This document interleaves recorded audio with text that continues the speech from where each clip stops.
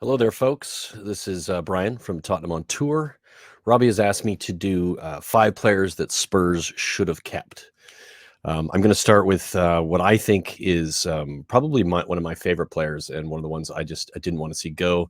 I don't know if Spurs necessarily had a choice per se, but Rafael van der Vaart, when he came into the club in that January transfer window, it was a shock to the system for much of the fan base. Incredible signing. Had a huge effect immediately.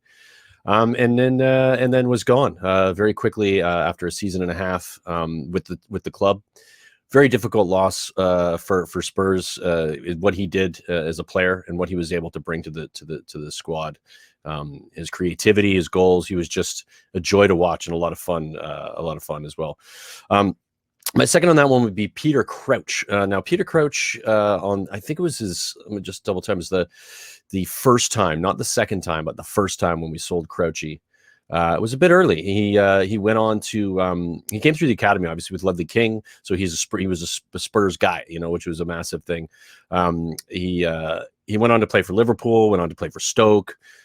He scored the famous goal, obviously, against Manchester City in 2010, which was an epic moment.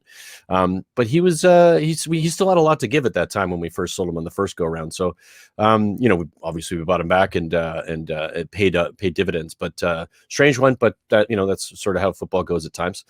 My next one is going to be a massive one, and I think most people will agree with this as Pat Jennings.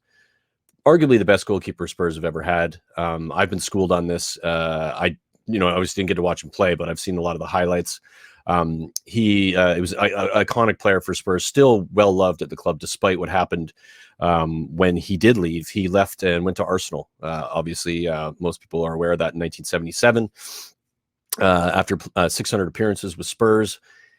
And then it went on to win a bunch of trophies with that lot. So difficult one, but at the same time, still a legend and still arguably the best keeper we've ever had. Different era. I still think some other keepers have been quite good, but Jennings was a phenomenal player.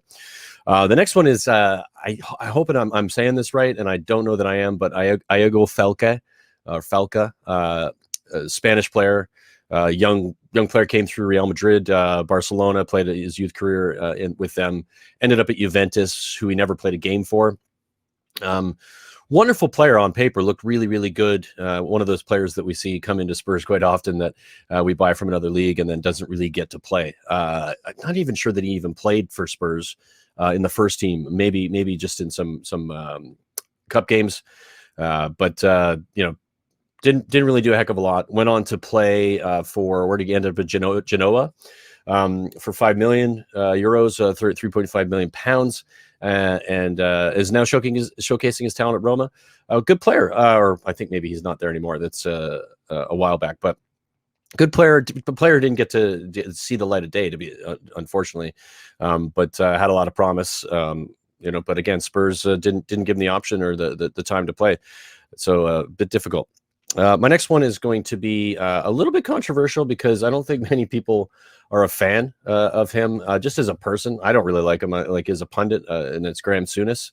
Graham Souness, I think he's famously known for saying to Bill Nick that he was the best player at the club and that he should be the one starting. And this was probably a big mistake from Bill Nicholson to sell Souness. He went on to Middlesbrough for £30,000 in '72, and of course he is known for his time at Liverpool, where he was at 7 seasons, won 5 league titles, 3 league cups, and 3 European cups as well. So it's a big loss, and maybe that's why he's a bit bitter and he talks shit about Spurs all the time because obviously, for good reason. I mean, he was a very good player, and it was a miss from Spurs, and that was a massive loss.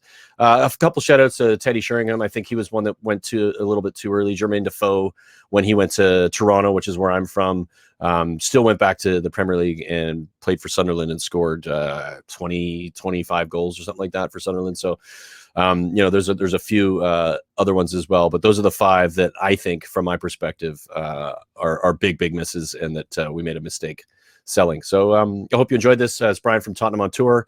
Go check us out on YouTube and subscribe. And Robbie, thanks for having me on. Cheers.